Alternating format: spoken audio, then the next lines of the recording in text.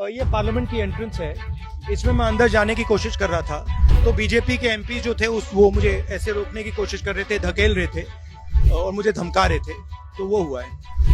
मगर ठीक है, कोई मतलब धक्का मुक्की से हमें कुछ होता नहीं है। नमस्कार, आप देख रहे हैं एक्सप्रेस तक और मैं हूं आपके साथ कन्हैया कुमार।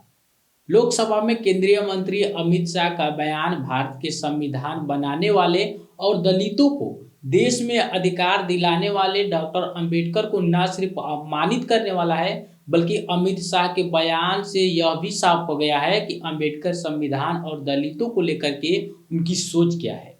असल में भाजपा हो या संघ, यह कोई आज की कहानी नहीं है, बल्कि देश के स्वतंत्र संग्राम को लेकर के देश की आज़ादी का संघ ने जो भी किया है वह देश के सामने है। राहुल गांधी या कांग्रेस की इस बात में कहीं नहीं तो कहीं पूरी दम है कि कानून को पैरों तलों रौंद वाली पार्टी अंबेडकरवादी और संविधानवादी का बनना चाहती है, लेकिन अमित शाह के बयान ने इसकी कलाई खोल दी है। ऐसे में भाजपा पूरी तरह से फंस गई है और भाजपा के समझ में नहीं आ रहा है कि किस तरह से अमित शाह के बयान से मुक्ति पाई जाए। अब इस मुक्ति के चक्कर में भाजपा प्रताप सारंगी की चोटी होने के मामले को तूल पकड़ाने के चक्कर में लगी है। भाजपा और गोदी मीडिया का पूरी कोशिश यह है कि अमित शाह द्वारा किए गए अंबेडकर के अपमान से फोकस हटा दिया जाए और प्रताप सारंगी प्रकरण तूल पकड़ ले। गोदी मीडिया इसमें पूरा जी जान लगाए हुए है, लेकिन यह बात पूरे देश के सामने है कि आरएसएस और उनकी 5 संविधान तिरंगे अंबेडकर को लेकर के क्या सोचती है। इसकी कलाई बहुत हद तक कांग्रेस अध्यक्ष मल्लिकार्जुन अर्जुन खड़गे ने राज्यसभा में खोल चुके हैं। वैसे तो आरएसएस दुनिया का सबसे बड़ा संगठन है और हर समय राष्ट्रवाद का नारा खूब जोर शोर से लगाता है।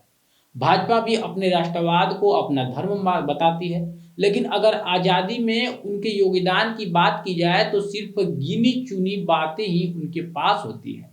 यहाँ तक कि तिरंगे को भारत का झंडा मानने और संविधान को अपनाने के मामले में भी आरएसएस और भाजपा का रिकॉर्ड बहुत अच्छा नहीं है। 1930 में महात्मा गांधी और जवाहरलाल नेहरू ने पूर्ण स्वराज और तिरंगे को राष्ट्र का झंडा मानते हुए पूरे देश में फहराया गया। तो आरएसएस के सबसे ज्ञानी पंडित डॉक्टर हेज गेवर ने स्वराज को तो समर्थन दिया था, लेकिन उन्होंने तिरंगे को भारत का झंडा नहीं माना। डॉक्टर हेडगेवरे और संघ की मांग थी कि तिरंगे की जगह भगवा देश का झंडा बने, लेकिन ऐसा हो नहीं सका। आज़ादी और देश के बंटवारे के बाद तिरंगा ही भारत का झंडा रहा और यही वजह थी कि संघ ने कभी भी तिरंगे को नहीं फहराया। 1998 में जब भाजपा सत्ता में आई तो पहली बार भाजपा ने तिरंगा फहराया और जब पीएम मोदी ने घर घर तिरंगा यात्रा शुरू की तो आरएसएस के कार्यालय पर तिरंगा फहराया जाने लगा। कुछ ऐसा ही है जो वह आरएसएस का संविधान को लेकर के भी था।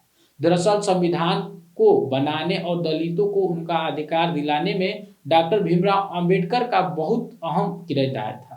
महात्मा गांधी, जवाहरलाल नेहरू और कांग्रेस के सभी नेताओं ने बहुत ज्यादा सोच समझ करके अंबेडकर को संविधान की ड्राफ्टिंग कमेटी का चेयरमैन बनाया था, क्योंकि अंबेडकर ही उस समय एकमात्र ऐसे नेता थे जो दलितों को अधिकार दिलाने की क्षमता रखते थे। क्योंकि कांग्रेस यह बात बिल्कुल नहीं चाहती है कि भारतीय पाकिस्तान बंटवारे के बाद कोई और बंटवारा का सवाल उठे। इसके लिए यह बात बहुत जरूरी थी कि देश में दलितों का उनका पूरा हक मिले और डॉक्टर अंबेडकर के द्वारा लिखे गए संविधान में यह मिला भी था। लेकिन उस समय आरएसएस यह बिल्कुल नहीं चाहती थी कि संविधान दलितों और देश में समाजवाद और सेकुलर शब्द के साथ लिखे जाए, बल्कि आरएसएस इस बात पर पूरी तरह से अड़ा था कि संविधान अगर नया बने भी तो उनकी मूल भावना मनुस्मृति की तरह हो। ऐसे में राष्ट्रवाद झंडे की तरह संविधान और अंबेडकर को भी आज तक भाजपा पचा नहीं पाई। यही बात है कि कई बार गुब्बारे के रूप में सामने आ चुकी है। यह बात जो है गुब्बारे के रूप में सामने आ चुकी है। अमित शाह का बयान भी उसी गुब्बारे से मिलता जुलता है। आखिर कोई आदमी अपनी असली मूल बयान और जज्बात को कब तक दबा के रख सकता है ना। शायद अमित शाह के साथ भी संसद में यही हुआ। वो संसद में शायद भाषण देते समय भूल गए कि भाषण संघ के कार्यालय पर दे रहे हैं। वैसे जैसे ही बयान आया राहुल गांधी को तुरंत मौका मिल गया। राहुल गांधी ने तो पहले से ही भाजपा के झूठे राष्ट्रवाद और संविधान के सजग प्रहरी के दावे की पोल खोलने पर लगे हैं। वही वजह है कि हर बार राहुल गांधी संविधान की किताबें दिखाते हैं और लोकतंत्र की आत्मा पर कब्जा होने की बात करते हैं। जैसे ही अमित शाह का यह बयान आया तो राहुल गांधी अपने पार्टी के साथ पूरी तरह सक्रिय हो गए। उन्होंने सड़क से लेकर के सांसद तक अमित शाह के बयान का बहुत ज्यादा विरोध किया। इसी विरोध में गुरुवार को सांसद के बाहर से सांसद के भीतर तक नीले कपड़े में मार्च करते रहे।